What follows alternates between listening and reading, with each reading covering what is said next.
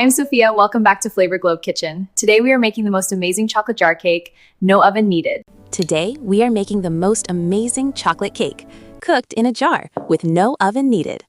But before we start, don't forget to hit the like button and subscribe to the channel so you never miss a new recipe.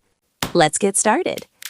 Crack 1 egg into each jar, then add your sugar, oil, flour,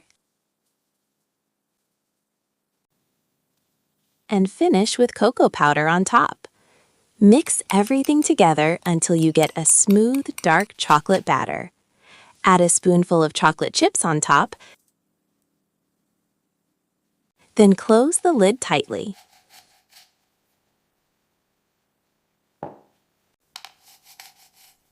Place your jars in a pot of hot water.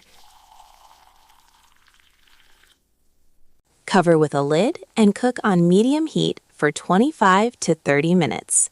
And that's it! Open the jar and discover your perfectly cooked moist chocolate cake inside. Try this recipe and tell me in the comments what you think. Try this chocolate jar cake, no oven needed and absolutely delicious. Don't forget to like and subscribe to Flavor Globe Kitchen. I am Sophia. See you in the next recipe. Bye!